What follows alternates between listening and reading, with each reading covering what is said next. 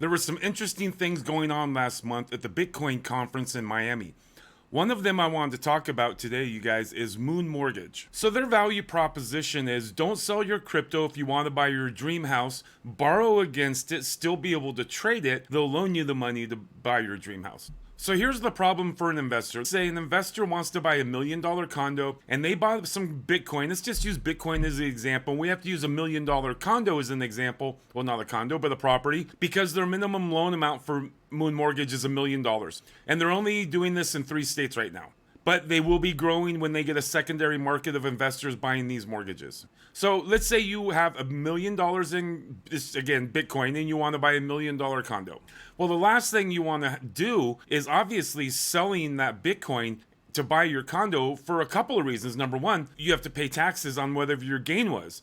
Number two, you obviously bought that Bitcoin for a reason, and it wasn't to sell it to buy a condo. For the most part, people that have that kind of money in crypto, they're looking long term and they would rather still get exposure to the crypto market. But how do you still buy your condo? Well, these guys, they've got a product for that. And in fact, they have 2 products borrowing against your crypto. One of them is a mortgage and the other is just called trade and borrow. First, let's take a look at the trade and borrow. So here's the section on their website for trade and borrow, trade, borrow, and repeat. So the idea basically is, let's say you have a few $100,000 in crypto, you want to borrow against that, but you still want to save that few $100,000 in crypto and keep trading it and have exposure to the market so you can still keep your crypto. One big reason you want to do this, like I said earlier, is you want to save in taxes because you don't want to have to pay capital gains taxes for your gains on crypto, but you want to borrow against it. So how do you do that without liquidating and facing the taxable event?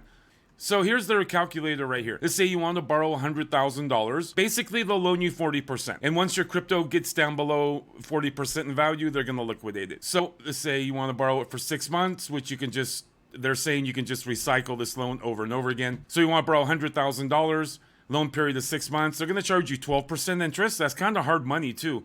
But 12% interest in the collateral is going to have to be $250,000. And your monthly payment's going to be $1,000. So basically, if you want to get $100,000, you have to put up $250,000. And if your cryptos ever drop down below a certain threshold, they're going to start liquidating that stuff. So how does the mortgage product work? It basically works like this. Oh, and I forget to mention earlier, the custodial system, like who's holding these cryptos and these assets. And this is a big deal. Is Moon Mortgage holding these cryptos? And they're not. Who holds the keys to the coins when you're doing this with Moon Mortgage? And that's going to be Anchorage Digital. I'll put a link in the description down below if you want to check out their website. In fact, I'll put a link in the description below to all of these things. So Anchorage Digital is a federally registered chartered institution, and they are the custodian of these assets. Now, one thing that they pledge, and it says that they don't rehypothecate any of this. So what that means is that neither Moon Mortgage nor Anchorage Digital is reloaning those assets out. That's what got FTX and all those guys in trouble. Well, certainly it was more than just that. But one of the things, all of these lending cryptos out there were doing that was super douchey. Basically, they were just reloaning everything they received back out again, out the back door. I like the way that they're doing this because, again, like I said, on the mortgage side, if they want to resell these mortgages to the secondary market, which is going to be critical for this whole thing to survive. Why is it important for the secondary market to be involved? Well, because every time Moon Mortgage makes a mortgage, if they just had to hold it themselves, obviously they can only do a few of them and they'd be out of business. So they have to be able to resell those to the secondary market to get their money back, to lend it out, to lend new money out to new borrowers over and over again. The way they do that's just like in the regular mortgage market. You make a mortgage with a bank, they create a mortgage, they lend it to you, then that mortgage, they sell it off and get their money back so they can do it again. Same thing here. Now, the way that they're structuring their mortgage is a little tricky to figure this out, but I figured it out because I read this article in Bitcoin Magazine with the founders of Moon Mortgage, and they were explaining how the mortgage part works a little bit, and it's pretty easy. I'm a real estate broker. I've been a real estate broker my whole life, so I can kind of figure this out, and this is kind of what I figured out. So if you have $1 million condo and you have $1 million in Bitcoin, how's this going to work?